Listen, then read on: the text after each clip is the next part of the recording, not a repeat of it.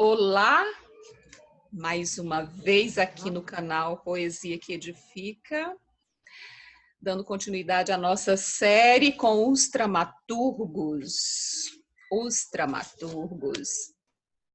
Hoje com o nosso querido dramaturgo Oséias Targino, que tem uma coletânea aqui também muito especial, muito interessante, para conversarmos sobre ela, sobre os seus textos. E já recomendo a todos que vejam ou revejam, porque está muito interessante esta série, que até fiz uma playlist no nosso canal. Tem uma playlist lá no nosso canal, com cada bate-papo, com todos os bate-papos com os dramaturgos. Então, já conversei com César Carneiro, que é o idealizador do projeto. Já conversei com Tereza Maria Carneiro, nossa poetisa. Já conversei com Rodrigo Souza, nosso dramaturgo presepeiro. Conversei também com Tiago Ramos, nosso dramaturgo, poeta romântico, que mora na Suécia. E hoje, o quinto dramaturgo, Oséias Targino, um querido amigo também. Olá, meu querido amigo Oséias, que está aí em Itaitinga. Vamos falar muito hoje sobre Itaitinga, viu? Ok. Olá, Francisca. Muitíssimo obrigado pelo seu convite. Viu? É uma honra estar conversando com você e confesso que estou com saudade também dos seus alunos. Vamos falar sobre eles também, meu amigo. E acho que a minha saudade vai aumentar agora, né? Conversando com você sobre eles. Porque, gente, Oséias tem tantos projetos e nós temos tantas afinidades, não é, meu amigo? Verdade. E, em razão dessas afinidades, convidei Oséias algumas vezes para visitar os meus alunos. E você esteve, acredito que por umas 4 vezes ou 5 vezes, não foi? Aproximadamente em anos diferentes. Isso. Uma vez Exatamente. você esteve lá com uma turma para fazer palestra e conversar com eles, especificamente numa aula de ciências, pois Oséias é um apaixonado pela natureza, é um fotógrafo da natureza, né? E tem um projeto, o projeto ITA, né? Que nós vamos falar também sobre isso, quero que você nos explique mais. E os meus alunos tiveram a honra de receber e conhecer muitos passarinhos, os nomes dos passarinhos, né? E eles ficaram encantados. Foram E momentos depois, muito agradáveis. foi, Foram sim, alunos muito talentosos. muito, muito talentosos. E depois da sua visita, eles ficaram, se tornaram observadores dos pássaros, né? Muito bom mesmo. Mas olha, eu estou ouvindo aí, né, a sua filhota, né? A Piaba, Já, né? já deu sinais aí, a Mas presença saiba, dela. ainda mais saiba que a Piaba é muito bem-vinda aqui, viu? Se ela quiser participar também, aparecer por aí também, viu? Estamos falando, gente, da cadelinha, né? Qual a idade dela? 1 ano e 6 meses. Ai, é uma meninazinha ainda. Aqui, Oséias, eu não sei se você consegue ouvir, mas tem bem-te-vis ali numa árvore que tem ali no quintal do vizinho, talvez você escute. Tem uns amiguinhos nossos, né, passarinhos em gaiolas também, né, que me parte o coração de escutá-los. Os Mas pássaros são bem-vindos. As gaiolas é de não, partir. nós vamos falar também dessas nossas trocas de ideias, né, de projetos envolvendo os nossos amigos passarinhos. Mas infelizmente tenho isso, né? Tenho alguns vizinhos que têm passarinhos em gaiolas que me parte o coração de escutá-los. Mas uma vez engaiolados é complicado, né? Para que eles retornem à natureza em segurança. É um trabalho que você pode até nos explicar depois, né? Vamos aproveitar esse momento para falar sobre ele. E essa nossa afinidade toda, como vocês já devem ter percebido, né, de nosso amigo Osés visitar a minha escola, É porque tem a ver com o projeto do meu livro infantil, né? A Cidade dos Animais. Oséias é um amigo da Zuíla também. E Zuíla já convidou Oséias para participar. Zuíla.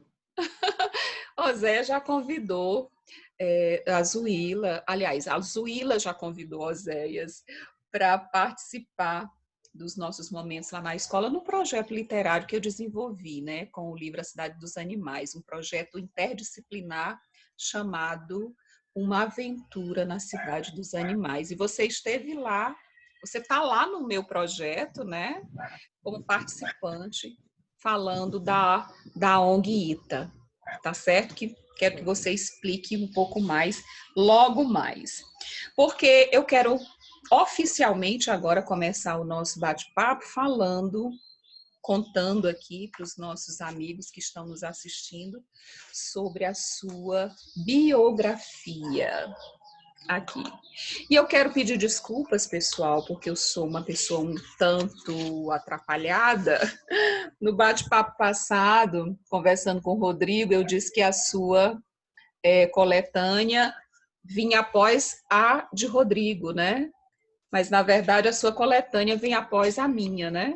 Primeira coletânea do César, depois a minha coletânea e, em seguida, a sua coletânea.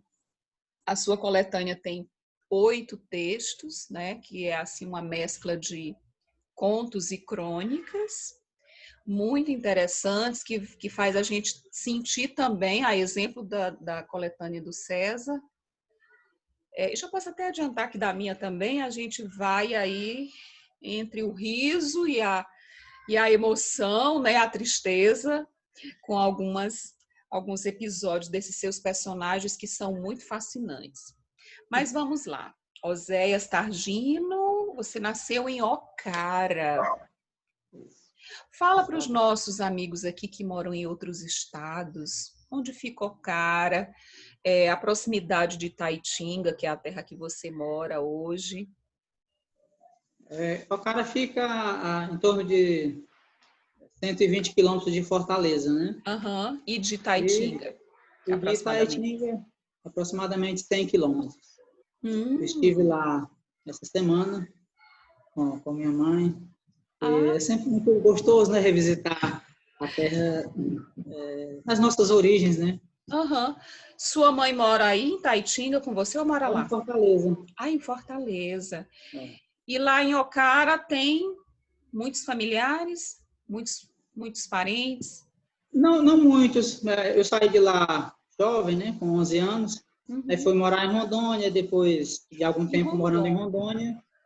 Retornei para o Ceará, mas não para Ocara. Fui morar em Fortaleza. E de Fortaleza vim parar em Itaitinga. E você já já mora aí em Itaitinga há quantos anos? 22 anos. 22 anos. Eu terminei de ler hoje, aliás, eu terminei de escrever uma pequena resenha sobre o seu livro, O Coração da Montanha, porque li, na verdade, pessoal, numa deitada só, né? Podemos dizer assim. Deitada porque eu deitei numa rede, na minha rede maravilhosa, aqui na varanda da minha casa, num fim de tarde, e entrei à noite, fui noite adentro lendo este livro aqui. E através da leitura, né, pela leitura deste livro e deste aqui, né, que nós vamos também conversar sobre ele, dá para perceber em você um amor imenso por Itaitinga. Isso salta, assim, sabe? Chega até a gente, esse amor seu. Eu coloquei esses detalhes todos na resenha, na pequena resenha que eu terminei de fazer hoje aqui sobre este livro. 22 anos que aí em Itaitinga, muitas histórias. Mas dando continuidade aqui, a sua biografia, você é fotógrafo. E eu sempre disse que todo fotógrafo é poeta. E você é um poeta. Porque você não somente fotografa eventos, né? trabalhos assim particulares, eventos, mas você também fotografa a natureza. E para fazer esse trabalho lindamente como você faz, tem que ter uma alma poeta, sabe? Você tem, viu? Você já disse que não, né? Mas você tem, você é poeta. Ouviu bem, senhor Oséias Targino? E eu vou provar isso hoje Pelo aqui. menos no ato de escrever a luz, né? Então, me aceita, então. Aceite, aceite sim. Então, você é o fundador do Instituto Ambiental ITA, né? Que nós já podemos começar a falar sobre o Instituto Ambiental ITA, e depois vamos conversar sobre as suas obras. Mas antes disso, deixa eu mandar um abraço para sua esposa Rayane. Isso. Não é isso? Rayane está por aí com você? Espero que ela não esteja nos assistindo agora, hein? Que ela nos assista depois, porque eu adoro fazer surpresa. Aqui, mas está em cima. Eu adoro fazer Em surpresa. Da Piaba. Muito bem. E quero mandar também um abraço. Da Piaba do que de mim. É mesmo? Puxa. Mas isso fique só entre nós. Tá certo. Mas eu entendo e não tiro a razão dela, não, sabe? Esses filhos duram o coração da gente, sabe? Aqui em casa também tem os meus, são 5 meus felinos. Eles têm todo o meu coração. Aceite. E você deve ser um apaixonado. Já, né? Mas eu imagino que ela faz gato e sapato com você, né, a Piaba? Olha só. Então, me fala agora, fala pra gente sobre o projeto, sobre a ONG ITA, né? Que é um projeto muito bonito que você desenvolve aí em Taitinga. Conta pra gente. E que foi em razão disso, né, desse projeto seu, que eu convidei tantas vezes você para ir à minha escola, e você é uma pessoa inesquecível para os meus alunos, em razão disso. Bom, então, o projeto dessa ONG surgiu em 2015, né? Uhum. A gente conseguiu institucionalizar em setembro de 2015. Uhum. E ela resultou de uma exposição fotográfica que eu realizei naquele mesmo ano. A exposição fotográfica Itaitinga, o ambiente em que vivemos. Eu já vivia da fotografia social, Uhum. há uns 6 anos, mais ou menos. E quando foi em 2014, eu conheci um amigo meu, fotógrafo, que tinha o hobby de fotografar pássaros, né, em Itaitinga. E ao me deparar com o talento dele para fotografar a natureza, sobretudo os pássaros, eu fiquei tocado. E aí a gente começou a sair junto para algumas regiões onde tinha muito pássaro, né? Aliás, tem muito pássaros em Itaitinga. E a gente começou a fotografar os ambientes, né, em que esses pássaros vivem. E o resultado foi uma exposição que nos surpreendeu de maneira muito positiva, né? A exposição foi vista por quase 5.000 pessoas aqui na nossa cidade, porque as escolas começaram a visitar. E isso foi capa de jornal, né? Saiu no programa Municípios, um bloco inteiro falando sobre essa exposição. Então, assim, foi um sucesso extremamente agradável, né? Coisa mais bonita, nossa! E aí, com esse resultado, foi que veio a ideia de fundarmos uma ONG, né? Uma organização da sociedade civil, que hoje em dia não se fala mais ONG, né? Se usa OSC. Sim, sim. E aí a gente tinha como finalidade trabalhar no município, principalmente nas escolas, né? A questão da educação ambiental. E essa instituição foi um instrumento legal, né, para que tivéssemos mais abertura nas escolas, né? E aí a gente, com isso, começou a percorrer o município, indo em todas as escolas, falando sobre a importância de zelar pelo ambiente em que vivemos, né? A importância de cuidar da natureza, porque dela dependemos todos nós, né? Todos os seres humanos. Então, é preciso ter mais responsabilidade com o ambiente, é preciso se preocupar com ele. E já fazem 5 anos, né, que a instituição existe, fundada em 2015, e agora acabou de completar 5 anos. E temos outros projetos aí em andamento que você tomará conhecimento em breve. Opa, e quero levar esses outros projetos, certamente viáveis, né, para a escola. E quero que Um você... deles, inclusive, é uma coletânea, né, fotográfica, em que, ao longo desses anos, a gente traçou um perfil ambiental de Taitinga, tendo como elemento principal desse livro, né, que é um livro de fotografia, os pássaros. Porque, embora tenha muitas paisagens, mas Uhum. o elemento principal realmente são as aves. E aí a Aham. gente contextualiza, né, na obra a importância delas para o município, para o ambiente, enfim. E aí a gente tem com isso esse retrato, esse perfil ambiental da nossa querida Itaitinga. Oséias, para as minhas queridas colegas professoras, né, e nossos amigos todos que estão nos assistindo ficarem assim imaginando o deslumbramento dos meus alunos, e também desejando, né, carregar você para as escolas com esse projeto tão bonito, você levou essas fotografias todas, né, lá para a minha sala de aula, mostrando essas aves todas, e os meus alunos conhecem, sabem os nomes, conhecem as características de todas elas. Diz para a gente os nomes dessas aves todas, de algumas dessas aves. Pois é, a gente já catalogou mais de 152 espécies de aves, né? Uhum. Algumas raras, né, inclusive. Mas, e as que são mais visadas pelos caçadores, né, pelas pessoas que infelizmente costumam criar aves em cativeiro, né? Pancão, né? Currupião, galo de Campina, né?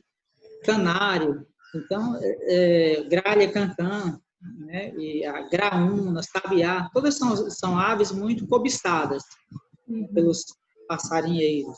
Uhum. E ainda conseguimos encontrar Taitinga com uma certa facilidade. Mas aves, por exemplo, migratórias, né, que é uma águia pescadora, né? Ela ocorre na América do Norte, mas num determinado período do ano a gente consegue registrar a presença dela aqui nas margens, né, no entorno do açude Pacuti e Riachão, porque como é uma ave pescadora, onde tem muito peixe, É. a gente consegue encontrá-las. Mas são realmente uma diversidade riquíssima de aves, né? Sim. E foi uma experiência muito interessante, né, para as crianças, porque elas aguçavam, né, a curiosidade delas Sim. e a cada pergunta muito interessante, né, de ouvir a fala delas sobre o processo, né, de registrar, de capturar Sim. essas animais. Ah, como é esse processo que você explicou direitinho, mostrou até algumas fotos, né? Outro amigo Pois seu é, fotografando você se preparando.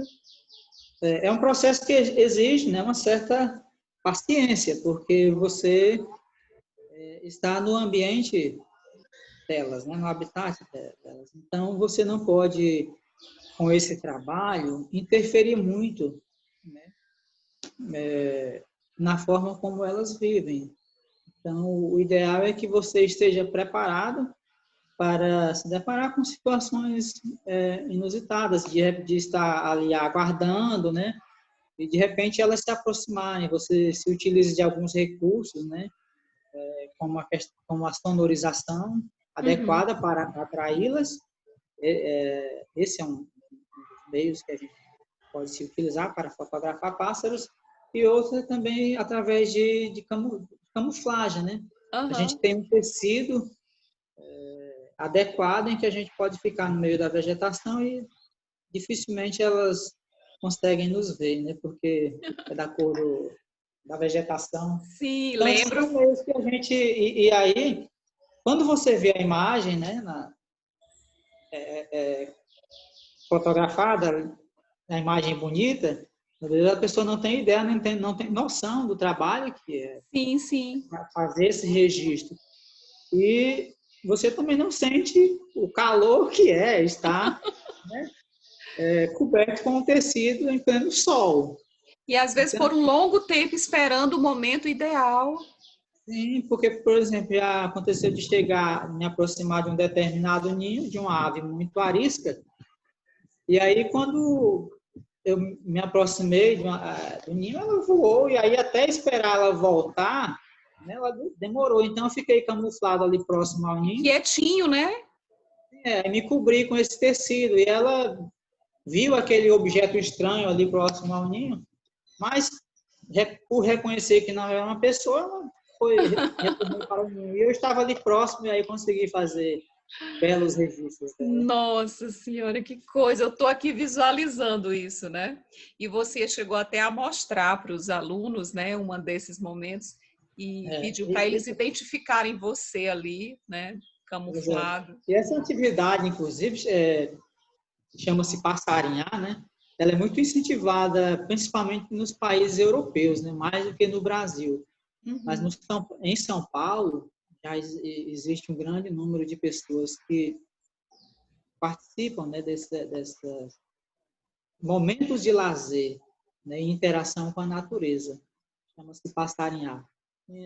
No nosso estado é muito incentivado já pelo governo, né? No Parque do Uhum. Cocó, no Sítio Uhum. Curió, aqui na Serra da Aratanha, que é vizinho aqui a Pacatuba, vários locais onde os observadores de aves se reúnem, geralmente em finais de semana, para observar o comportamento das aves e fazer esses registros. É uma atividade que proporciona bem-estar, né, aos observadores.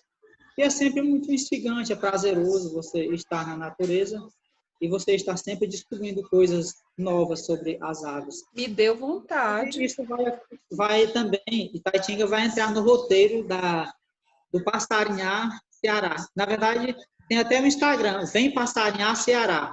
E Ah, Itaitinga estará no roteiro dessas atividades. Graças ao ah, Instituto ITA, né, e o trabalho que a gente desenvolve aqui em Itaitinga. me deu vontade de ir aí passarinhar com vocês. Quando houver esses encontros, eu avisarei no Instagram, você ficará sabendo. Tá Olha, está certo. passando um carro de som agora aqui. Não se preocupe, porque aqui Horrível. passa vendedores ambulantes. Se estivéssemos gravando pela manhã, passariam vendedores ambulantes, né? E que já fizeram parte até aqui de um bate-papo com o amigo cordelista, né? Tranquilino Ripuxado. Nós estávamos conversando e chegou um vendedor ambulante chamando no portão e acabou fazendo parte aqui do nosso bate-papo também.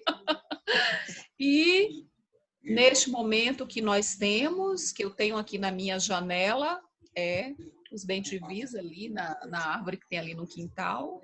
E, infelizmente, os passarinhos que estão engaiolados, né? Nas Tenho que me casas aproximar aqui, senão não me escuto. de alguns vizinhos. E você está perto aí também numa janela? Sim, Ai, que maravilha!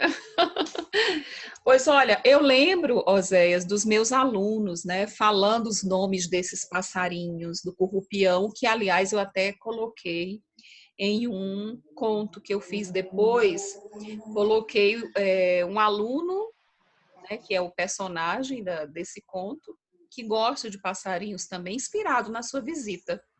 Ele gosta de passarinhos, não sei se cheguei a dar para você ler, a enviar para você ler, mas ele também é um apaixonado por passarinhos, e eu aproveitei o que eu aprendi com você, coloquei lá o nome de vários pássaros, né, no conto. Um deles é o currupião. E algo que me deixou muito contente depois que você passou pela minha escola algumas vezes foi ver os meus alunos falando dos pássaros, né?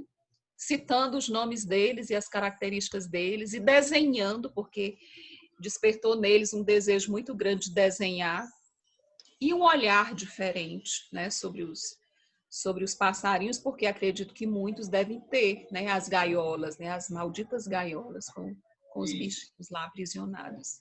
Então, nós dois fizemos juntos esta ação tão importante de levar essa mensagem para as crianças, né? Porque as Verdade. crianças amam os bichos, os animais, né? Elas são sábias, elas amam os bichos e elas acabam ensinando os adultos. Esse é o propósito maior, porque a gente não precisa ensinar isso para as crianças, né? Porque elas já amam e compreendem que elas precisam estar livres e elas é que acabam ensinando aos adultos depois. Mas, meu amigo, vamos aqui seguir na nossa conversa e vamos falar sobre este seu livro aqui, maravilhoso, né? Que você publicou em 2017, não foi isso? Isso. E aqui você conta uma história que faz parte da história do Ceará e daí do município, né, de Itaitinga, da região aí, e que revela uma característica sua de pesquisador. Aqui está o Oséias fotógrafo, está o Oséias pesquisador. Você fez uma pesquisa muito minuciosa, muito rica, né, e muito confiável, porque você traz os registros fotográficos, né, aqui, de tudo que você pesquisou, com documentos também, né, imagens de documentos e tudo mais, deste evento aí que ocorreu em Itapó, no Caminho das Águas. Estamos vendo aqui esta imagem que já diz muito, quem é da Essa aí é área. a primeira edição, né? É, sim, a primeira edição. Me mostra aí a segunda. Muito A bem. segunda, ela está mais, eu acho mais bonita, né? Porque Ah, aqui já foi, eu ah, mesmo você... fiz a, eu mesmo fiz a diagramação desse. Sim, sim, você se tornou diagramador também, né? E tem outros registros? Você acrescentou algo aí à segunda edição? Acrescentei algumas fotografias e outros documentos importantes, principalmente o documento que tratou sobre o decreto de desapropriação das terras. Uhum. Quando eu falo que esse assim, está mais bonito, não que esse aí não esteja Esse tá lindo. diagramado, tá bem. Mas, como esse aqui foi eu, né, a gente costuma puxar sardinha, né? Ah, sim, sim. Não, e sempre se aprimora algo, né? A gente sempre quer aprimorar algo na segunda edição. Mas conta aqui pra gente, para quem não sabe dessa história, a gente está vendo aqui umas ruínas, água aqui tomando conta. O que foi que aconteceu aí? Por que que isso chamou a tua atenção para fazer essa pesquisa e esse registro? Pois é, a questão do cearense, do nordestino, com relação à água, é sempre preocupante, né? Ela faz parte da história do cearense e você encontra isso com muita facilidade na literatura, né? Raquel de Queiroz, né, com o 15, fala sobre a questão das secas. Domingos Olímpio fala também em Luzia Homem, né? O ambiente retratam esses romances é a seca. Inclusive, confunde-se o ambiente com o personagem, né? Uhum. Nessas narrativas. Em Aves de Arribação, Antônio Salles também fala sobre esses ambientes, mas ele já retrata o Nordeste já na época da quadra chuvosa, né? Que a gente chama de inverno, né? O nordestino chama de quadra chuvosa de inverno, né? Isso. Mas, então, assim, esse é o ambiente, né, em que se deu a construção dessas narrativas. Uhum. Na década de 70,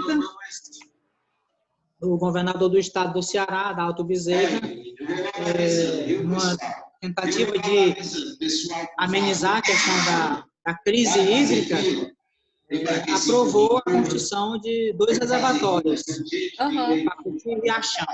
Uhum. Em 1975, ele assinou o decreto que tornava uma área de interesse público uma área de 160 quilômetros quadrados de terras.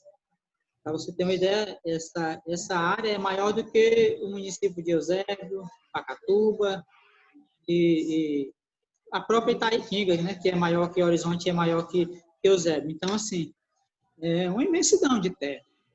E nesse perímetro, né, esta área que seria destinada a esse reservatório, existiam centenas de famílias. E aí vale levarmos em consideração que vivíamos na época do regime militar. Uhum.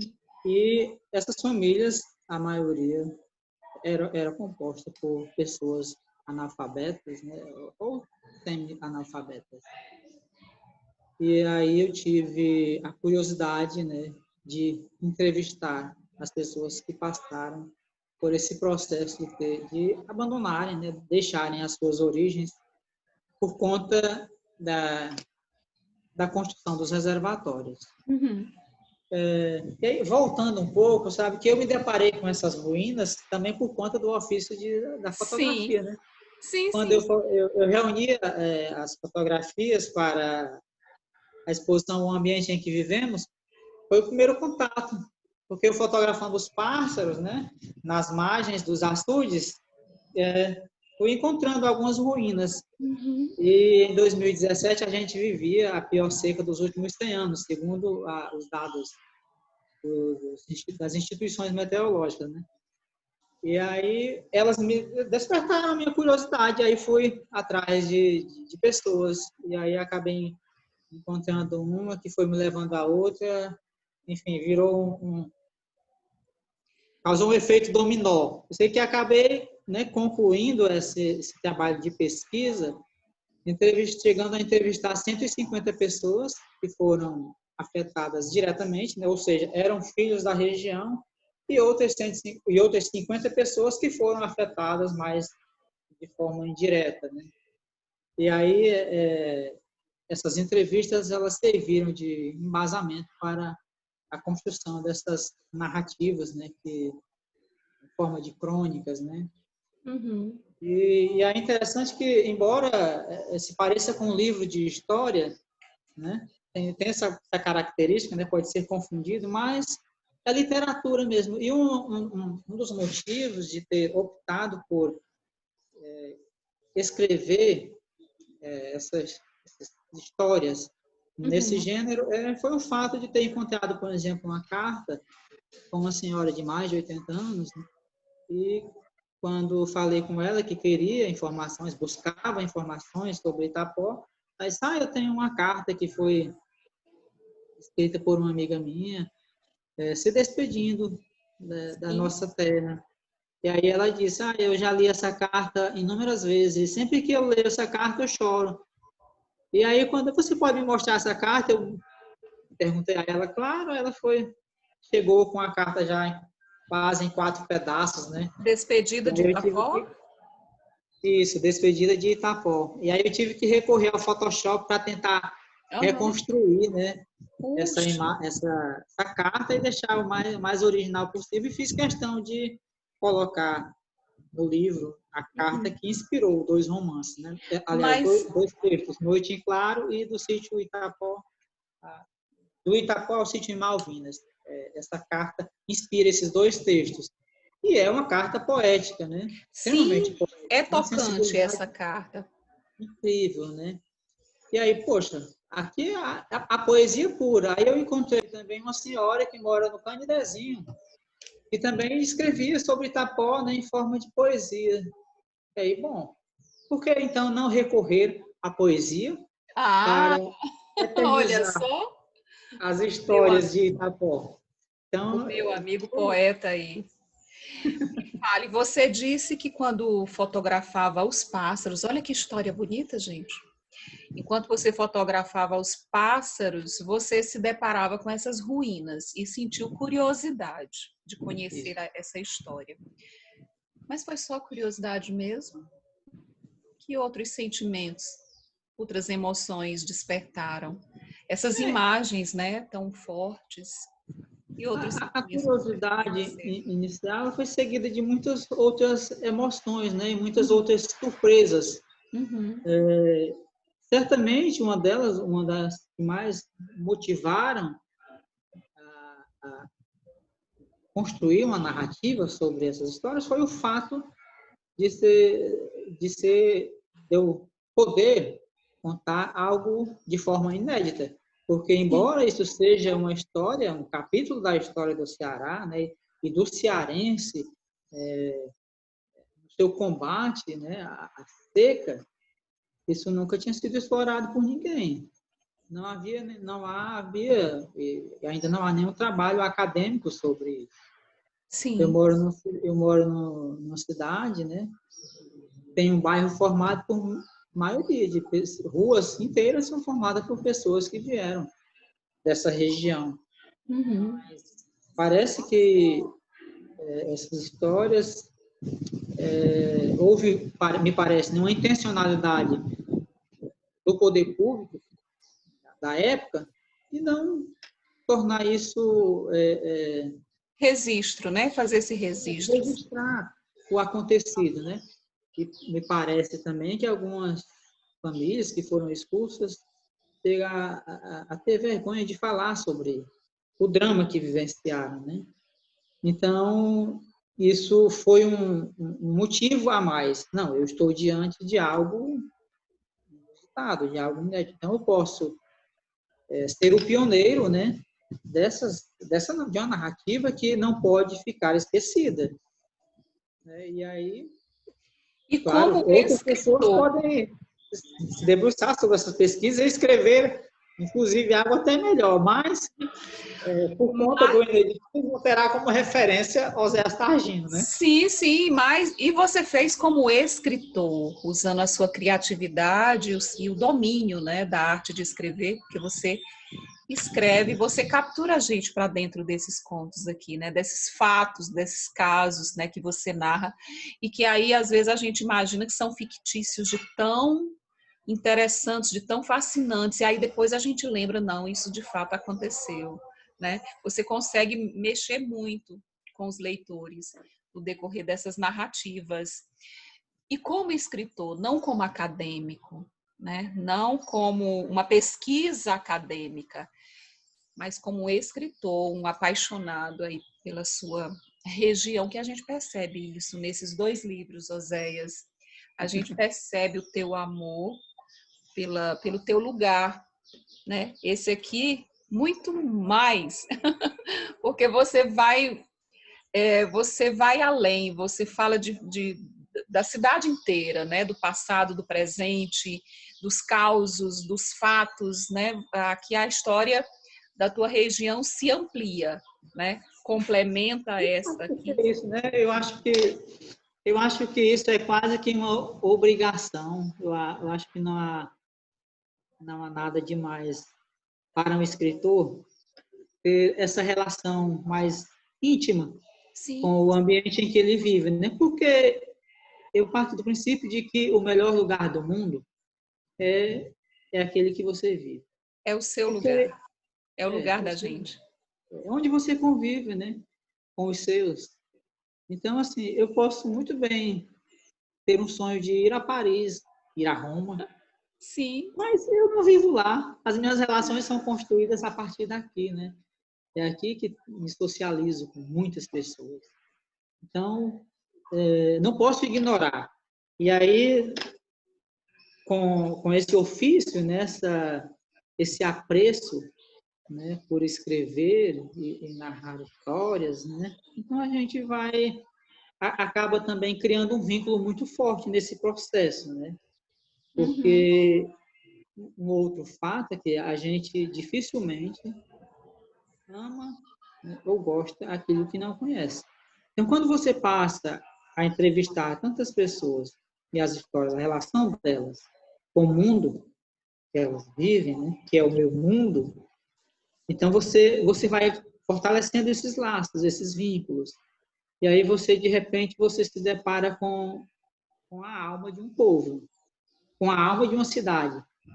Porque as cidades, e eu até falo isso no prólogo, evidentemente, são um conglomerado de coisas, né? De prédios, feitos por ruas, praças, mas tudo isso é passivo de uma transformação, às vezes, muito radical. De repente, pode até sumir, como o Itacó sumiu. do mapa, né? Mas do que é constituída uma alma, da alma de uma cidade, se não das memórias, né?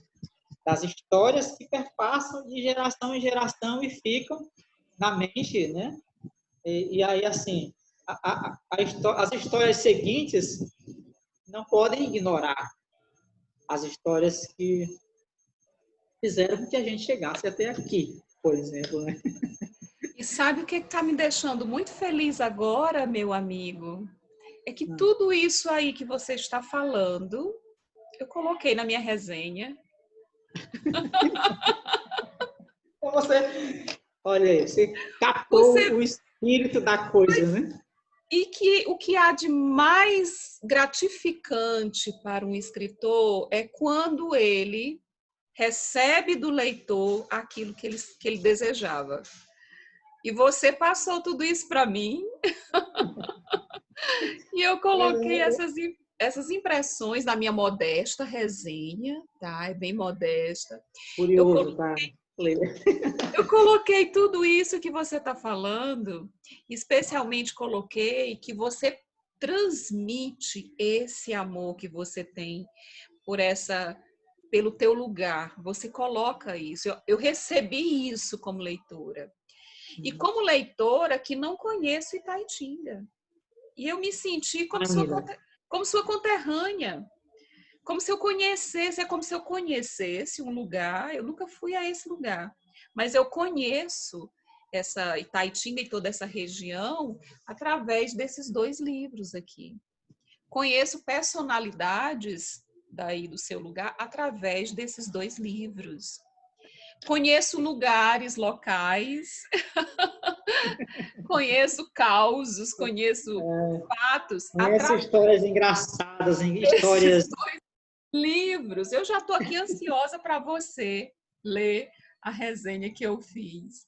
E que eu realmente, olha, este livro aqui, né, que eu falei para você que eu li, eu falei numa deitada só, né? Porque eu deitei lá na minha rede, na varanda. Olha, você não sabe o quanto isso me deixa feliz, porque 28 contos, a pessoa lê numa deitada só, de rapaz, eu acho que o escritor conseguiu uma proeza. Uma proeza. Você prender a atenção de alguém assim por tanto tempo. Mas você me prendeu realmente, José. Você me prendeu realmente aqui neste livro. Eu comecei a ler por volta de 4 horas, 4h30. Fiz um cafezinho, né? Tomei aquele banho bem refrescante, porque a tarde estava quente. E aí fiz um cafezinho. Me desculpa lhe interromper, mas quando você disse que preparou um cafezinho e tal, né? Tem intenção de se preparar para adentrar no coração da montanha, eu fico às vezes me perguntar, né, nesse momento, até onde vai a influência, né, e a magia desse monte. Sim. Será que você já não estava sendo influenciada? Sim, previamente. Ele já estava ali, né? Quando eu coloquei lá na varanda, né, na mesinha lá, ele já estava assim, né? Me puxando, né, para dentro. Legal. E aí, quando eu deitei na rede, é como se eu tivesse mergulhado, né?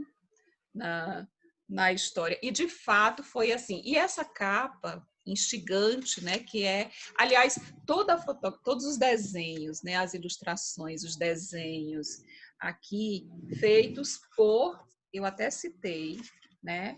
Que é o Alisson Duarte, não é isso? Isso. Ele é o autor de todo esse material que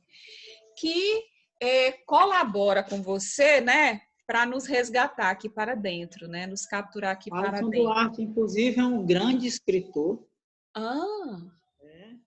Ele é autor de um livro que fala sobre Maracanaú, chama-se O Leitor de Orelhas. E ele desenha muito bem, E ele é seu conterrâneo. É mesmo? Maracanaú. Olha, essa imagem aqui, tá? Que eu mostro assim rapidamente, que eu não posso mostrar muito essa imagem, porque ela tem um detalhe aqui revelador. E ela vem exatamente logo após um conto, né? Que lá no final a gente tem uma surpresa. Tem uma surpresa. E aí ela, quando a gente vira a página e se depara com essa imagem, aí a gente fica assim, né? A gente mergulha nessa ilustração aqui, porque ela é reveladora de algo que está lá atrás, mas que os leitores me perdoem aí se eu estou dando spoiler, gente, mas é porque eu me perdoe você, autor, mas é porque eu ainda estou sob o fascínio, né? Ainda envolvida aqui nessa fascinante experiência que foi conhecer este monte, né? Esta montanha aqui que tem tantos causos interessantes. E algo que eu digo aqui já, acho que eu estou deixando você muito curioso, né? Sobre a resenha. Algo que eu cito, meu amigo, é a sua capacidade de narrar alguns fatos, alguns momentos aqui, com uma precisão que a gente fica assim, realmente. Por isso que eu li, né? Quando eu deitei, já era noite, alta hora da noite, quando eu terminei de ler. Alguns contos aqui, muito mais do que outros, fazem a gente enxergar o que você está narrando. Por exemplo, aqui, o emergir da serpente. O fato aqui daqueles quadrúpedes.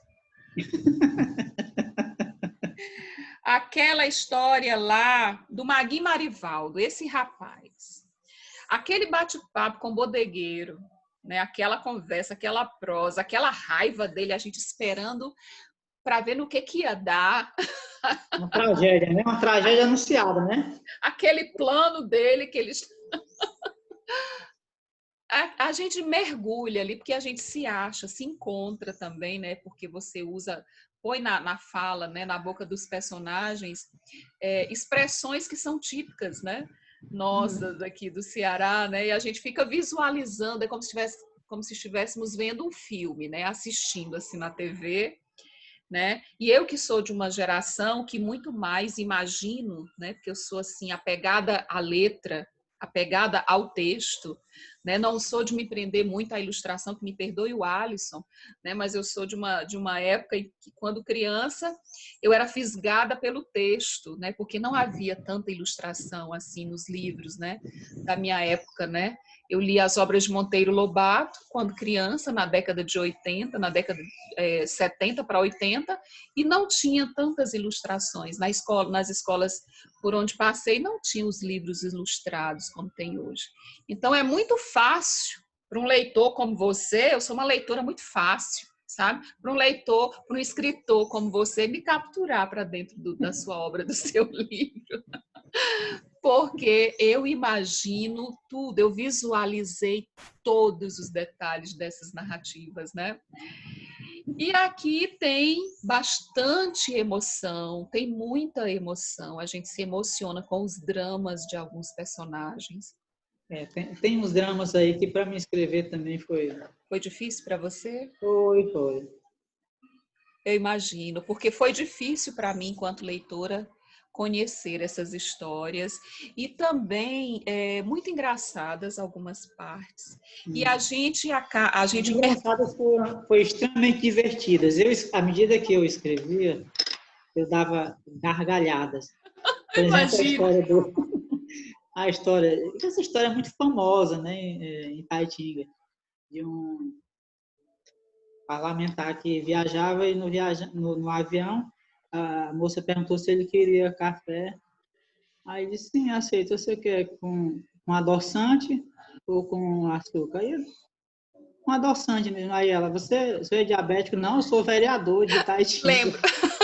Lembro dessa, eu dei uma gargalhada. Eu isso para a padaria e coloquei lá no emergir da serpente, né? Porque é muito conhecido em Itaitinga esse fato, né? Com esse vereador. Sim. E aí tá lá o demônio se erguendo da lagoa e ele vai pedir o café e aí... Essa gargalhada, eu dei essa gargalhada nesse momento. Pois é.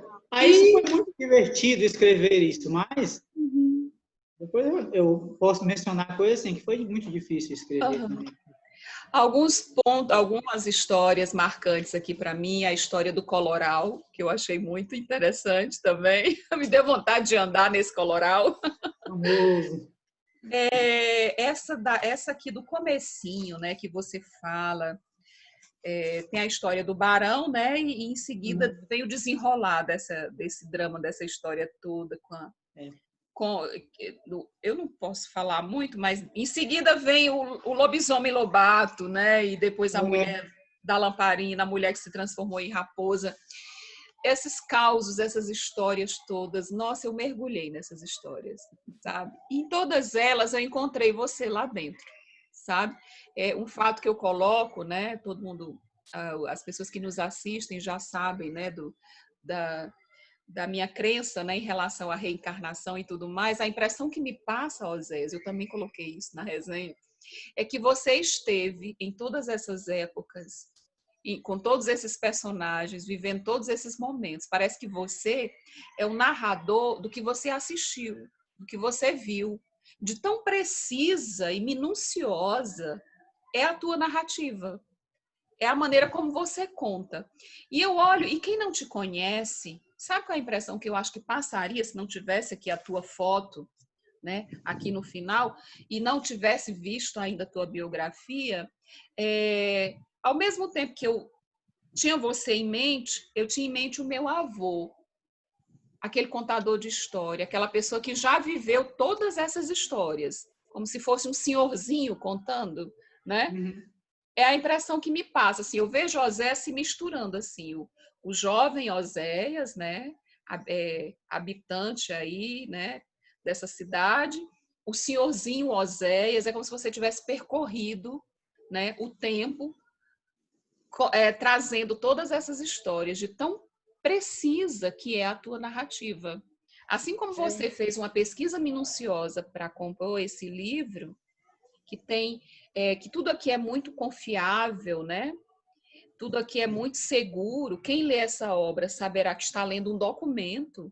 Da mesma maneira, você é muito perito, muito minucioso aqui nesse trabalho. É como se você tivesse vivido todas essas épocas, passado por cada desses momentos. Em misturar a ficção e a realidade, né? Sim. Porque também essa é a intenção também dessa obra, fazer com que o leitor, em determinado momento, ele seja preciso parar porque ele se confunde. Poxa, isso aqui é fato ou é ficção? Porque eu escrevi alguns textos inspirados em dramas que consideram marcos, né? Uma tragédia, por exemplo, um marco na história de Taitinga.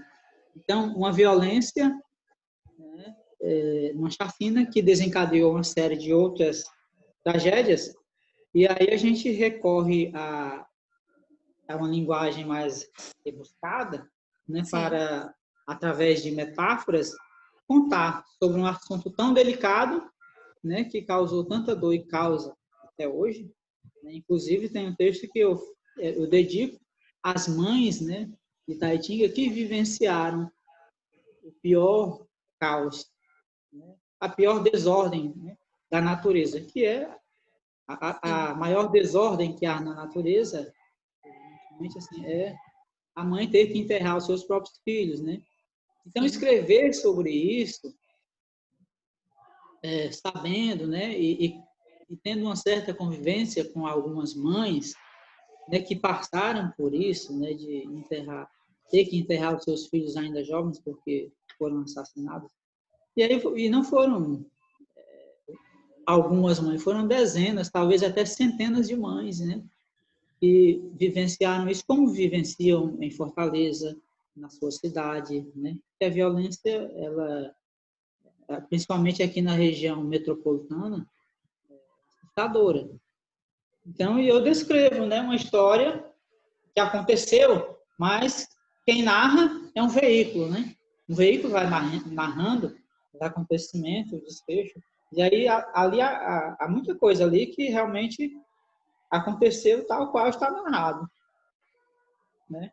E aí, o autor se utiliza desses recursos linguísticos, dessa metáfora, dessa forma, né, que eu escolhi para narrar, para tentar fazer com que o leitor reflita, poxa, até, até que ponto aqui é a imaginação do autor.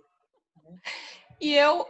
São algumas outras dessas histórias, se você for pesquisar bem, você estará no noticiário de jornais.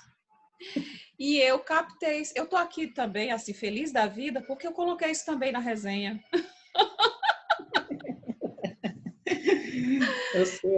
Eu coloquei isso também porque você conta os causos e conta os casos, né?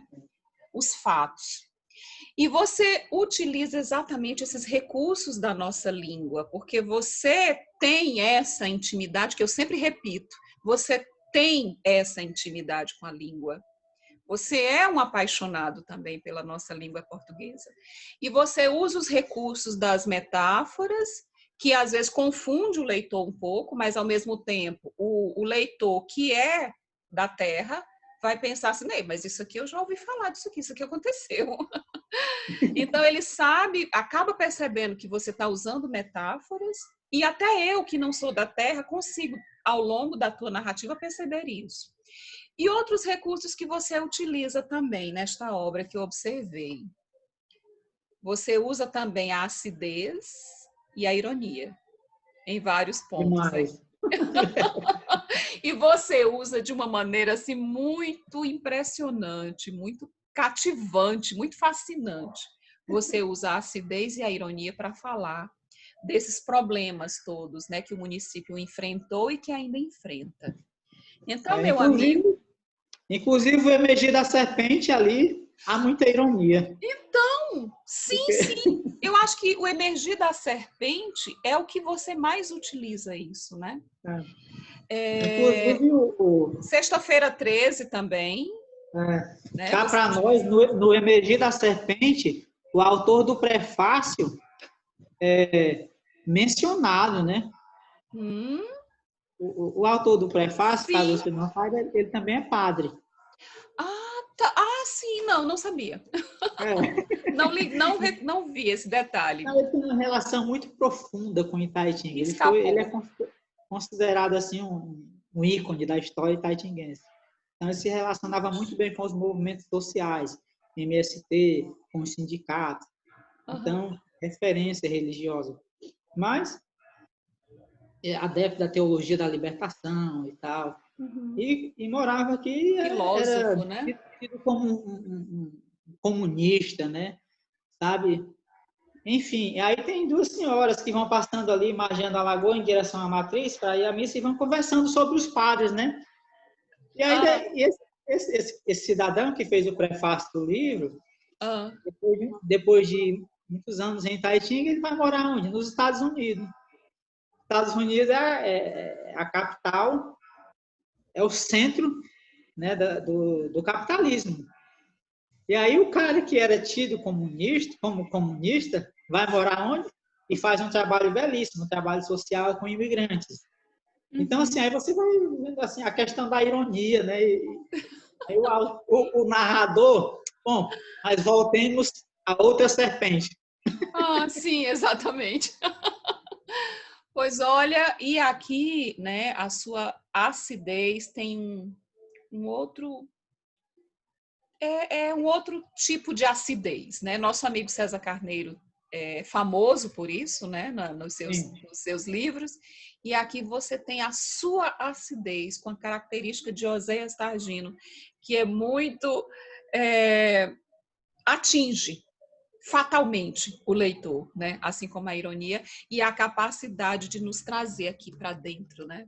Desta obra que eu super recomendo as duas a quem é da região, a quem é conterrâneo seu e a quem não é como eu aqui, né? Que não conheço e que sinto uma vontade danada de conhecer. A minha impressão é de que quando um dia eu for aí visitar a sua cidade, eu vou olhar e já ir reconhecendo, assim, sabendo dos fatos, conhecendo muitas histórias do Vou seu convidá-la lugar. para participar do encontro, se chama Os Sofredores.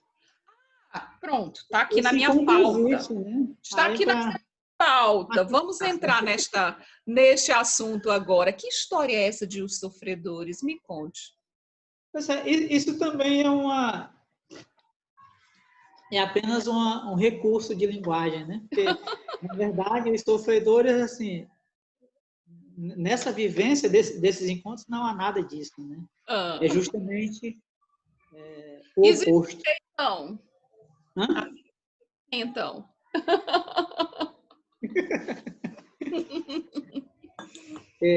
Se encontram simplesmente para falar sobre poesia, sobre causos, para contarem piadas, mas, sobretudo, para ouvirem uma boa música, né? É isso que eu ia perguntar. O que acompanha essa Isso, prosa? a cachaçinha é sempre acompanhada de frutas, né? E quem falta geralmente é vítima, né? Dos que estão no encontro. Porque um dos princípios, né, que regem a questão dos sofredores é de que quem participa é um sofredor. Por quê? Porque viver conjugalmente não é fácil, né? Então, Não é você tarefa fácil. uma cachaçinha e tal, e aí quando você não vai é porque a mulher não deixou. Aí tem todo esse lado humorístico, né, de que o sujeito é barriga branca, né? Mas aí E você mandado pela mulher. você falta muito a esses eventos ou não? Eu costumo faltar. A Rayane está por aí? Ela sempre faz com que eu falte. Então você deve estar na boca dos sofredores em muitas É, noites. é inevitável. E você quer me convidar para ir lá, bater esse papo, essa prosa? O César já participou. É um clube restrito, né, aos homens. Mas, É. mas vez por outra já a gente abre as sessões e as mulheres podem participar. Pois agora eu faço questão, anote aí na sua agenda, viu? Porque já que essa coisa é restrita, muito mais agora eu quero ir para saber como é que funciona. E o Maguinho Marivaldo é um dos fundadores do grupo. Mesmo? Pronto, eu preciso ter uma prosa. Eu botei na resenha também que eu quero ter umas conversas com o Magui Marivaldo, viu? Você vai ver, menino que. Olha só, esse nosso bate-papo tá tudo na resenha que eu acabei de terminar de fazer. Nossa. Mas, meu amigo, me fale de outro projeto seu que acontece na Praça de Taitinga, que esse também eu tenho maior vontade de ir lá dar uma olhada, dar uma espiada. Pois Você olha, reúne leitores? está chegando o momento de você nos visitar, viu? Esse projeto ele começou no ano passado e a nossa proposta era de criar um grupo de leitura coletiva, né? Uhum. E a gente leu o Itapó, Sim. todinho, capítulo por capítulo. Começamos na biblioteca comunitária e aí tivemos a intenção de fazer uma provocação, né, com esse hábito, que não é muito comum, né, o hábito da leitura. Vamos nos reunir na praça, vamos ler publicamente. Puxa, que coisa E boa. aí isso chamou, né, de certa forma, a atenção das pessoas. E a gente concluiu toda a leitura do livro Itapó, e aí começamos a ler outros textos, né? E íamos nessa pegada aí, muito boa, muito prazerosa. Recebemos escritores como o próprio Paulo Diego, que fez a orelha do livro Itapó. Uhum. Recebemos o Vandenberg, recebemos, que é o revisor do livro Itapó, que é também poeta, um professor cordelista, né? Um grupo de teatro apresentou lá para a gente. Então, foi uma ideia que surgiu assim, por acaso, né? Quase que por acaso, e aí tomou uma proporção surpreendente. E aí foi interrompido os encontros com a pandemia, mas na pandemia me ocorreu, então, de propor aos nossos participantes que continuássemos a nos reunir, né, virtualmente. Sim. E fiz, então, uma provocação de que, não, em vez de lermos, avaliarmos textos de terceiros, que começássemos a produzir nós mesmos textos para lermos nos encontros virtuais. Minha E, com a minha nossa! surpresa, eu fiquei muito admirado com os textos que os jovens foram colocando, né? Foram compartilhando. Eu digo, nossa, eu fiquei tão contente que eu disse, olha, vamos publicar uma coletânea em 2021 com os textos de vocês, porque vocês escrevem muito bem. Aí tá, beleza, aceitaram, toparam o desafio. Mas veio aí a questão da Lei Aldir Blanc, né? Os recursos destinados aos artistas que foram atingidos pela pandemia. E, para nossa surpresa, fomos contemplados, né? A gente fez um projeto, né, e apresentamos, e veja só, em breve vamos publicar uma coletânea do Leitura com Pipoca com os textos produzidos por esses jovens. Estou muito encantada com isso. Veja o resultado, né, dessa roda de leitura. Veja o resultado. Vários escritores aí que darão os seus primeiros passos nessa aventura, né, que é escrever. Gente, esse é um dos momentos emocionantes aqui do nosso bate-papo, meu amigo, porque eu fico muito feliz e muito orgulhosa de ser sua amiga. Sabe, sério, porque eu fico imaginando esse pessoal na praça, lendo obras e conhecendo os autores dessas obras. E eu vejo. Certamente isso é uma das coisas mais instigantes, né, assim, para E eles, porque fascinantes. poxa, eu tô diante de um autor, que não é, poxa, grande coisa, mas não é muito comum, né? Não é Não, muito comum. E aí, saber dos bastidores, das inspirações de cada obra, né, acaba contribuindo. Você sabe isso mais do que qualquer pessoa, assim, mais do que sim, eu. E isso é inspirador, né? é Poxa, inspirador. às vezes você se inspira numa coisa tão simples, tão singela. Rapaz, mas você se inspirou nisso para escrever? Sim. E aí, quando as pessoas que já têm uma certa afinidade, né, às vezes tem um dom que está lá, latente, né? Só Uhum. esperando toque. Diz, olha, você tem potencial, você pode escrever. E aí, quando ele se depara com as produções, com os recursos e tal, e como a pessoa se utilizou e conseguiu escrever, disse, eu também posso, então você pode. Que coisa mais linda! Eu fico aqui pensando e já morrendo de saudades dos meus alunos, né? Porque você sabe que eu sempre levei escritores, né, para a sala de aula, né? A gente estudava a obra do leitor. Levei César, né, uma vez. É, você também já foi à minha sala de aula como escritor também, né? Não estudamos a sua obra porque são crianças, né? Não é o público-alvo do seu livro, mas eles conhecem. Levou o roxinol. Oi? Levou o roxinol do Inharé, né? Sim, isso, o Roxinol do Rinaré, que você estava naquele dia e você pôde ver as crianças fascinadas diante do escritor, né, do cordelista.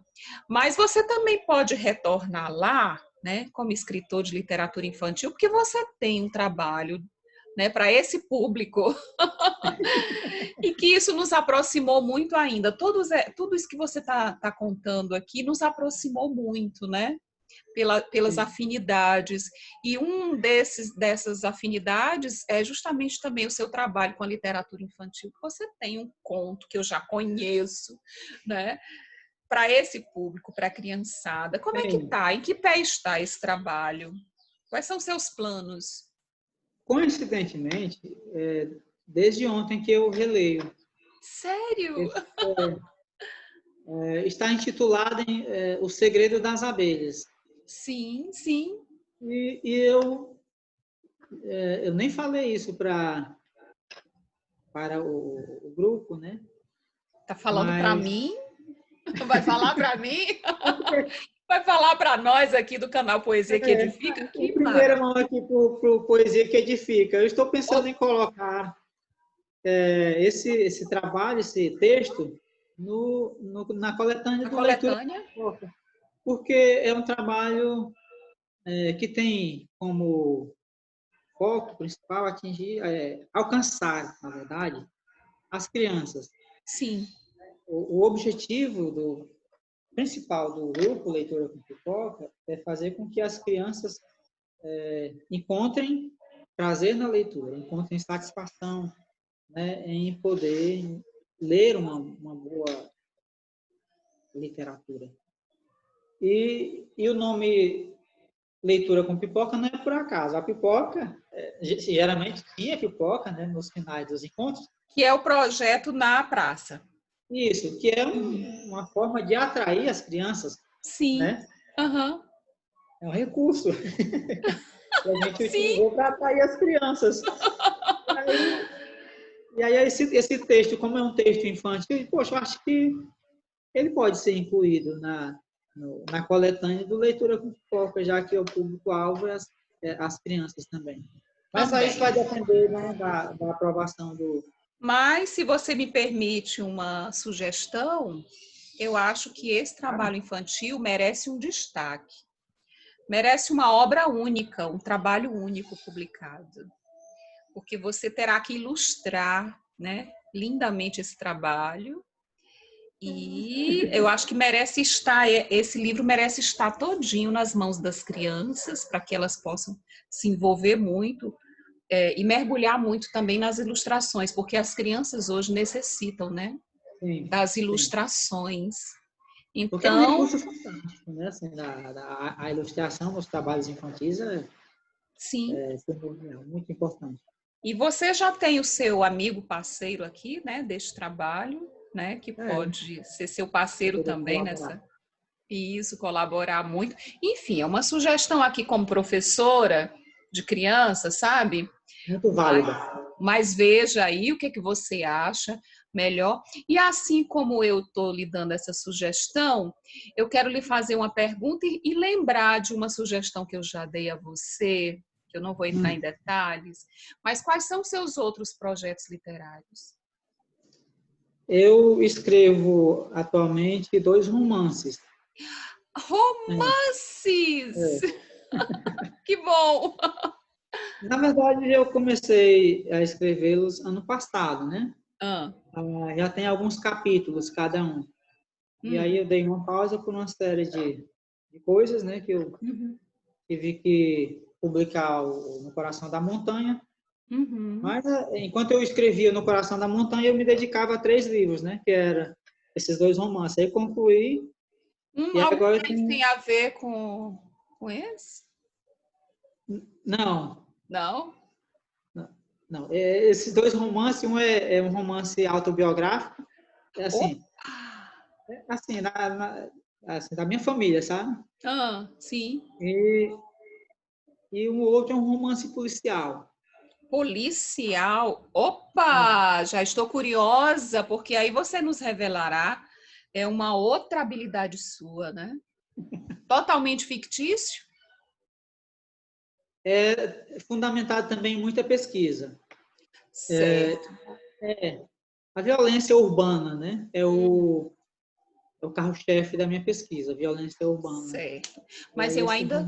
Ele vai acontecer em cidades diferentes, Fortaleza, Cocara. Então, eu pesquiso alguns fatos, né, relacionados à questão dessa violência toda, né, na região metropolitana.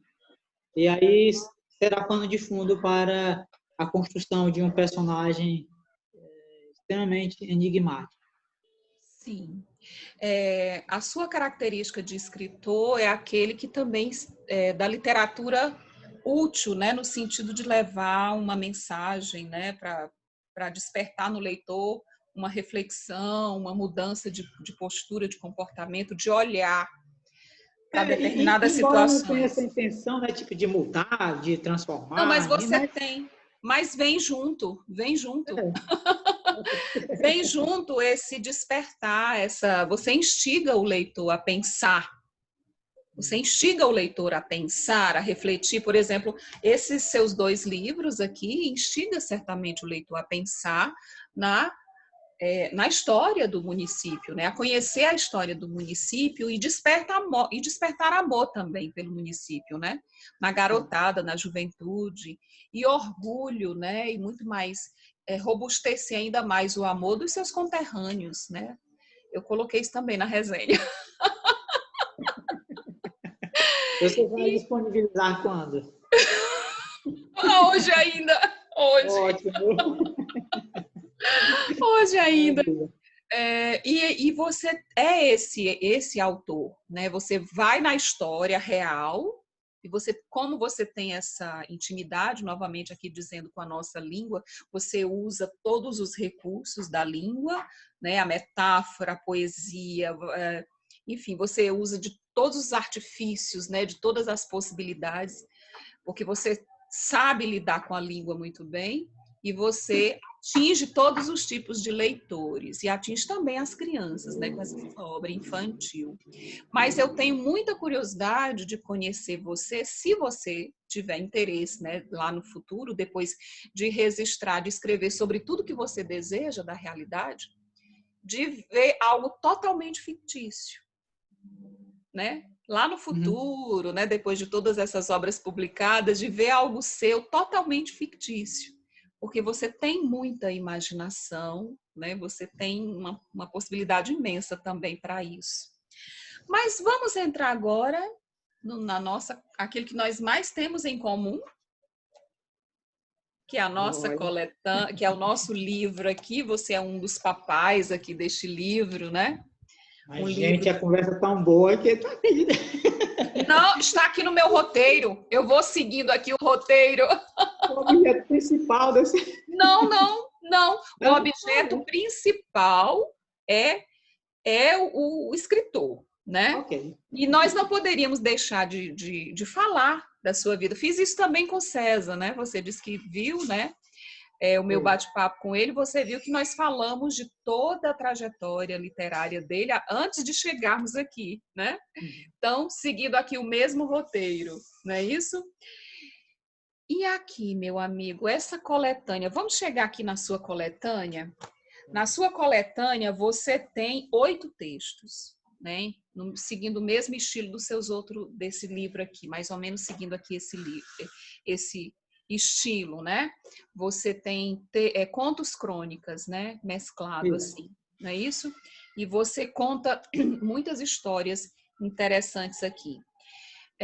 Mas como nós já falamos bastante, né, já demos conhecimento a quem está nos assistindo do seu estilo de escrever, eu separei um texto poético aqui, exatamente poético, para a gente falar sobre ele. Mas antes de encerrarmos o nosso bate-papo falando especificamente sobre esse texto, eu quero que você nos diga, fale um pouco dessa sua experiência, né, como dramaturgo. Oséias Targino, escritor, e agora Oséias Targino, dramaturgo. Fala um Pois pouco é, dessa experiência com a gente. conviver com os dramaturgos foi uma experiência deveras prazerosa, gratificante e, sem dúvida nenhuma, um momento de muito aprendizagem. Porque, veja bem, eu estava já concluindo a obra Itapuã no Caminho das Águas. Uhum. Eu não lembro bem o mês que a gente começou o Dramaturgos, você Em lembra? 2000, julho de 2017. Pronto. O Itapuã no Caminho das Águas foi publicado, se não me engano, em novembro de 2017. Sim. Quer dizer, já estava já em fase de conclusão. Mas os encontros foram muito, contribuíram muito com o meu processo também de aprendizado, com os recursos, né? Você precisa recorrer para contar determinadas histórias, né? Você e César têm uma participação também no meu processo evolutivo enquanto escritor, né? Porque a gente, ao compartilhar textos uns dos outros, e tínhamos essa franqueza que temos até hoje, né, um com o outro, Aqueles termos muito sinceros. Os dramaturgos tinham essa finalidade, né? De elogiar quando preciso, mas dizer, poxa, você precisa melhorar nisso, você pode melhorar, você tem capacidade de produzir algo melhor. Então, à medida que íamos fazendo isso, não sei se você percebeu, mas eu senti uma evolução com a participação, né, do grupo. E todos contribuíram para esse processo. Devo fazer aqui um destaque para quem está nos assistindo e tem acompanhado essa série. Você, Oséias, né? Oséias, nosso convidado de hoje, é o único dramaturgo, né, que quando começamos esse projeto já tinha um livro pronto para publicar, né? Escritor, só não tinha ainda a obra publicada, mas já tinha esse material. Então, a sua participação no grupo foi bastante enriquecedora e motivadora para nós, porque você já estava quase publicando um livro. Já tinha esse material pronto e nos deu o prazer de ler, né? Eu tive o prazer de ler seu trabalho. E uma característica sua, Oséias, que eu sempre ressaltei na nossa convivência como dramaturgos, e quero registrar aqui, né? Você é o único dramaturgo que já tinha uma obra para publicar, e uma característica sua muito marcante, que eu sempre falei, a sua humildade. Né? Sempre disse isso, né? A sua humildade. Vocês conheceram agora, veja só, e esse começo aqui do nosso bate-papo, mostrando quem é o Oséias escritor, né? Antes de chegar no assunto dramaturgos, né? Que estava na pauta, né? Que eu fiz propositalmente, eu quis mostrar o Oséias escritor, antes da gente falar do Oséias dramaturgo. Exatamente para a gente observar esse detalhe. Nós já tínhamos um escritor no grupo e um escritor se comportando como aprendiz. E essa sua característica, meu amigo, sempre foi muito admirável, sabe? Essa sua humildade de aprendiz, de estar ali na postura de aprender. E você aprendeu muito e nos ensinou muito também, né? Com o seu estilo de escrever, com essa riqueza, essa possibilidade enorme que você tem de escrever, um observador da natureza, já com muitos projetos em andamento. Até esse projeto que você desenvolve na praça, você já, no decorrer do tempo, já ingressou nesse outro projeto, né? Já foi um dos criadores desse outro projeto. Talvez seja um desdobramento, né, dos dramaturgos. Sim, isso, exatamente. Então foi muito rica e colaborou demais a tua participação no nosso grupo. E sobre esta lisonjeado com isso. Lisonjeados somos nós de tê-lo conosco, né, nessa experiência tão bonita.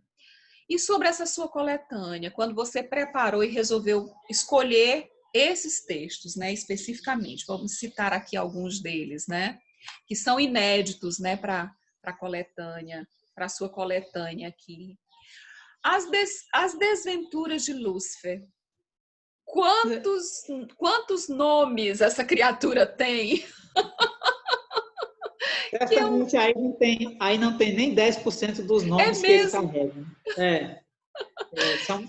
Gente, em Grande Sertão Veredas, o grande escritor mineiro João Guimarães Rosa, ele é citado com mais de 100 nomes. Puxa! E você nos traz aqui quantos? Você lembra? Você tem não, essa... Não lembro alguns, mas são assim, não lembro todos, mas Cabrunco, Tinhoso, né? O Pai da Mentira. O Pai da Mentira, Mefistófeles. O Senhor das Sombras. O Senhor das Sombras. O Cramulhão. Exatamente, Desventuroso. E aí tem Nazarento. Tem o neologismo, né? Que eu criei um neologismo, né? Que vem sim. Lucifaker, né? Que vem a mistura de Lucifer com fake news, porque ele é o pai da mentira. Fake news é mentira. Que criatividade! Porque Lucifaker é a mentira é a mistura de Lucifake, gente. Lucifer com fake news. Porque o pai da mentira, então, Lucifaker. E isso ficou muito marcante no grupo, né? O nosso amigo Rodrigo, por exemplo, né? Que alguns fatos são muito marcantes, para que ele ressalta sempre, né? Sempre que estava presente no grupo, ele ressaltava, né? Além de estar sempre falando da Solange, né? Personagem de César, ele também sempre falava do Lucifake. Isso é muito. E Esse é. esse foi um outro texto que eu tive o prazer de construir Uhum. rindo. Rindo também, né? E a intenção dele é ser um texto cômico, realmente, porque eu considero que o Lúcifer, enquanto um ser imaginário, Uhum. criado nas mais diversas formas, eu o considero também como uma das criações mais fantásticas do ser humano. Porque, de certa forma, é o que dá sustentabilidade, né, a muitas religiões, a muitas Sim. doutrinas, a muitas maneiras que as autoridades encontram de conduzir a sociedade através da existência dele, porque sem a existência dele seria difícil conduzir rebanhos, viu? É verdade, eu acho isso fantástico. Você colocar um texto, né? Esse texto na nossa coletânea, que enriquece a nossa coletânea, porque você está falando de um personagem, né? Da história, né? Da história de todo mundo, que Todo a mundo. gente não costuma falar sobre ele. Então, fala assim com algumas reservas, né? É como se Sim, fosse pecado, né? Falar sim. dessa criatura, né? E você, de maneira ousada e criativa, traz esse texto aqui, né, coloca esse texto aqui na sua coletânea, no nosso E livro. aí ele dialogando lá com os santos. É muito bom. Ao apagar da lamparina, né, já conheço muito bem esse texto, que é um texto que eu digo para vocês que vocês vão ficar assim impressionados. Vocês vão ficar, leitores, com o coração na boca, né? Com o texto Espelhos d'Alma. Isso dá uma angústia, é uma das suas narrativas mais precisas, sabe? Que eu fiquei impressionada, lembro até conversando com a revisora do livro, né? Bia Lopes, foi um dos textos mais marcantes seus, né? E mais precisas a narrativa aqui desse texto, que eu não vou dar muitos detalhes, não. Só deixo aí a curiosidade e a emoção que todos vão sentir. Outro texto bastante marcante é Anjos Acorrentados. É um texto um tanto impressionante. E uma característica sua que você coloca nos seus livros todos, tanto na sua coletânea como nos seus outros 2 livros, Oséias, você tem uma pegada muito do misticismo, né? Eu acho que há quem imagine que você é espírita, né? Porque você fala das outras vidas, né? Você cruza, né? O mundo, o mundo espiritual, né? Com o mundo físico, assim, de uma maneira muito interessante em todas as suas histórias, nas histórias que você conta. Você tem fascinação por esses assuntos? Eu já li, né, alguns romances kardecistas, né? Aham. Já li obras de Chico Xavier, né? Agora já faz algum tempo que eu não leio mais obras espíritas, mas li romance da Zíbia Gasparetto, Uhum. Zíbia mesmo, Sim, né? sim. Li algumas obras dela. Tem um outro autor, um autor mineiro, eu não me recordo não, mas já li livros dele também. Uhum. E eu acho muito interessante algumas narrativas espíritas, né? E no Coração da Montanha e nessa coletânea dos dramaturgos, eu exploro, né, um pouco desses É. gêneros, né? E aí frutos das leituras desses romances que tive o Bom, prazer de ler há algum tempo.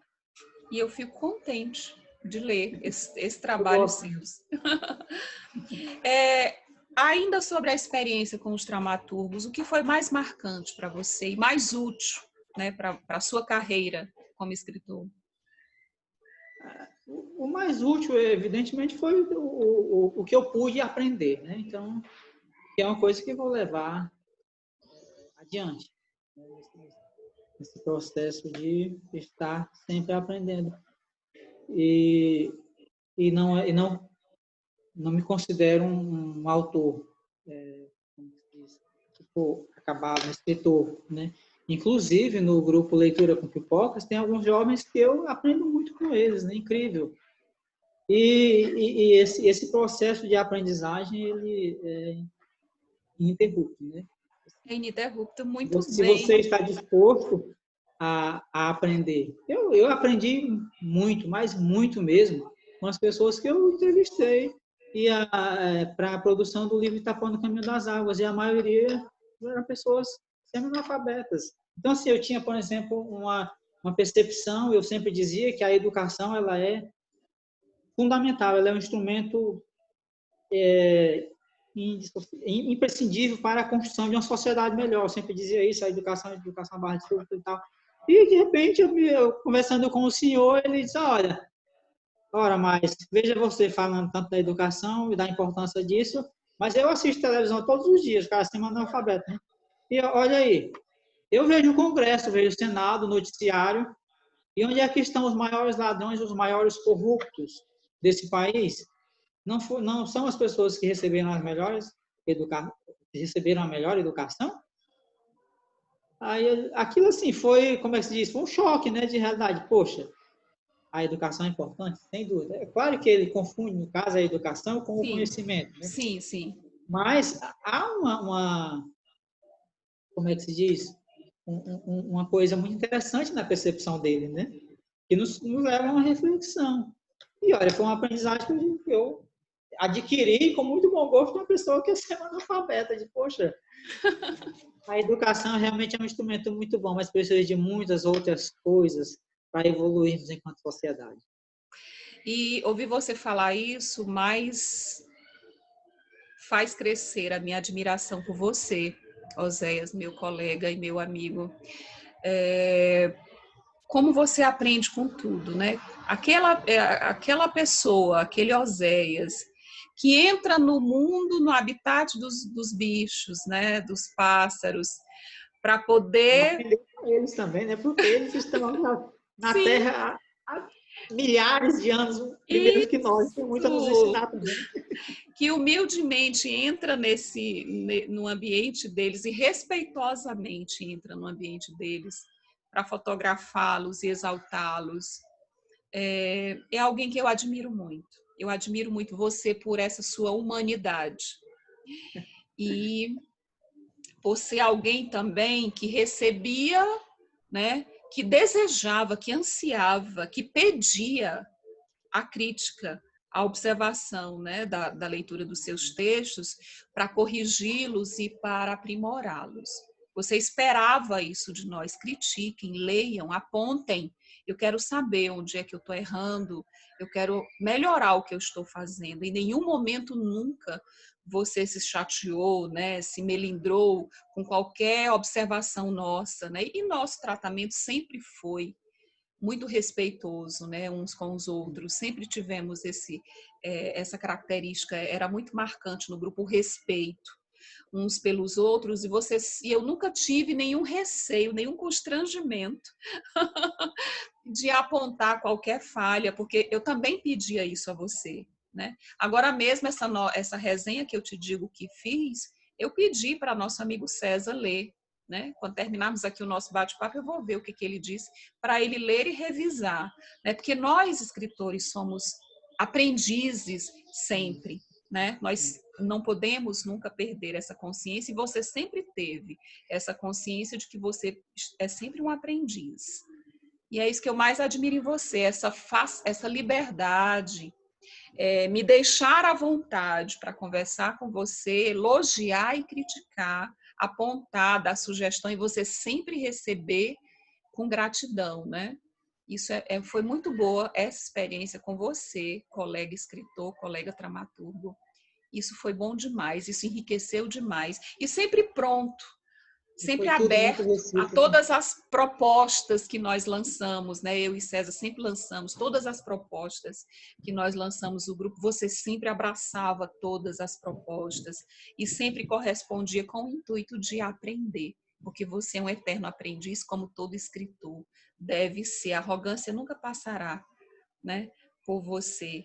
Na tua fala, a gente olha para você e já vê isso, né? A característica do bom escritor, do verdadeiro escritor. Você nasceu, você é um escritor legítimo. Mas eu quero falar agora. Isso da mãe de escritora. Não diga isso.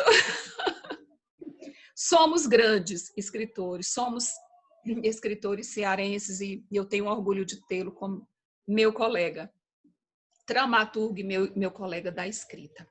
Para encerrar essa nossa conversa aqui no canal Poesia que Edifica, e você já admitiu que é um poeta, porque eu acabo conduzindo, quem não se diz que é poeta, né, a exemplo do César, acabo conduzindo vocês a admitirem, a perceberem que são poetas, sim, né? E você é um poeta.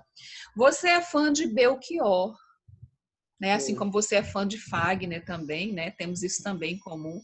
E para minha inveja, esteve com Fagner numa ocasião que eu não pude ir, que foi Na Bienal do Livro, na última Bienal. na última Bienal do Livro. Eu abro o Facebook e me deparo com você, né, e sua esposa Rayane ao lado de Fagner. E eu não pude ir naquele dia, apesar de ter até tentado combinar com você, né, de nos encontrarmos lá e tal, e eu não pude ir. Mas eu fico feliz por você. Por você. Você fez um poema para Fagner, que eu me lembro muito bem, e você deve ter aproveitado a oportunidade para entregar a ele. Infelizmente, não poderá entregar este acróstico bonito que você fez para Belchior, mas ele certamente tem conhecimento desse belo acróstico. Eu quero encerrar o nosso bate-papo com a sua leitura desse acróstico, que está na página 74. Ache aí, por favor, e leia para nós esse acróstico. Vamos encerrar esse nosso bate-papo falando desse nosso grande artista conterrâneo, né? E você começa aqui o texto, antes do acróstico, você diz assim: por que amamos Belchior? Diga aí, por que você ama Belchior? Esse nosso grande artista. Diga assim, rápidas palavras, e depois leia esse acróstico tão bonito que você expõe aí. Belchior é um poeta incrível, fantástico. Né? Eu aprendi a gostar de Belchior ouvindo dois grandes artistas itaitinguenses que fazem parte dos Sofredores. E isso não faz muito tempo. Pouco tempo. Então, eu ouvi eles tocar nas noites itaitinguenses. Cada música, assim, poesia pura, fez com que eu também me apaixonasse por um homem que é simples e comum, como seres humanos devem ser, né? Isso. É isso. Então, vamos ao acróstico Belchior. Vamos lá. Beletrista memorável, grita em português o pulsar de um coração selvagem. Elevado e afeito, a realidade é teu ser, com sua alma, transcendeu o lirismo das palavras. Tudo dizes, pois com ou sem construção simétrica, colocastes nelas subjetividades do dia a dia, sentimentos verdadeiramente humanos, fonte artística onde se embriagastes para que, em alucinação, inspirasse-nos a experimentar a paz da simplicidade na alegria de viver. Orgulha-nos a força da tua musicalidade, feito faca, corta nossa carne. Rememora-nos o efêmero e continuarás o mesmo para sempre, Belchior. Que coisa mais bonita! Inspirasse-nos a experimentar a paz da simplicidade na alegria de viver. Esse é o trecho mais bonito. E você coloca aqui em itálico, a gente percebe alguns trechinhos das canções de Belchior, né? Isso. Títulos de músicas, né? Isso, Coração Selvagem, Feito Faca, tudo dizes, né? Tudo diz. Isso. Belchior tudo diz nas suas belas composições. Incrível. E que isso você é alguém muito inspirador para quem está aqui assistindo esse nosso bate-papo no canal Poesia que Edifica. E eu desejo, meu amigo, que essa nossa gravação seja também um presente para você, né? Porque nós contamos aqui a sua história literária. E essa sua vontade de colaborar, né, com a sua terra, com a sua literatura, se estendeu também a sua inscrição aí, né, como candidato a vereador do seu município, que é só o começo para que você continue, né, a cada eleição, na próxima eleição, né, de repente você já estará aí fazendo algo muito maior pela cultura. Eu vi os seus projetos, de ler os seus projetos, todos relacionados à cultura, à educação, à preservação ambiental, à preservação da história, do patrimônio histórico da cidade. Eu parabenizo muito você por isso e que é só o começo de uma carreira que certamente vai acrescentar a sua experiência como cidadão de Itaitinga, sim. Se a carreira política não acontecer, que os Sim, projetos aconteçam, né? tenho Porque certeza. eles podem... a gente não é dono das ideias, né? Uma vez divulgadas, eu não consegui o cargo que eu almejava, mas quem conseguiu pode se apropriar delas e executá-las. Eu acho que nisso também está a validação de minha candidatura. E mais um traço seu, né? Mais um traço da sua personalidade, de pessoa, de um cidadão legítimo, né? Dessa terra e de apaixonado por essa terra. Você não está aí se apropriando desses projetos.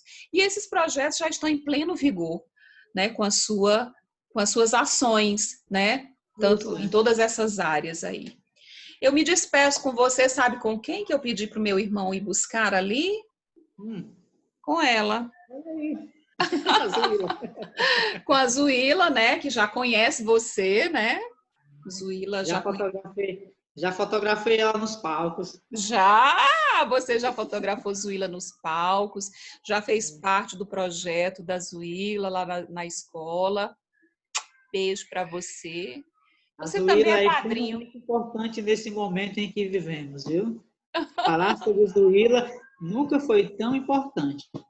Isso. Assim como Zuíla, você é um ativista, né? E ela contou com você, fez parceria com você lá na nossa escola, e você é alguém marcante para os meus alunos. Então, beijo, titio Oséias.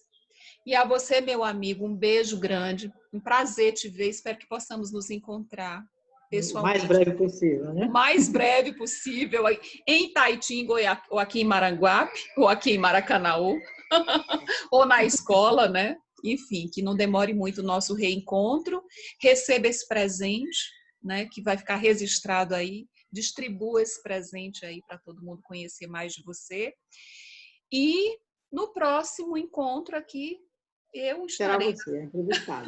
estarei aqui na condição de dramaturga, entrevistada pela nossa amiga Gláucia Lobo, que vai encerrar a série de bate-papos com os dramaturgos. Um beijo. Muitíssimo obrigado, viu, amiga? Deus abençoe, Deus lhe pague. Uma honra. Foi Você uma honra sabe que tenho conversar. muito carinho, muita admiração por você. Pessoa com quem eu aprendi muito. E aprendo a cada encontro, a cada bate-papo. E eu aprendo muito com você também, meu amigo. E muito obrigada pelas obras suas, tá?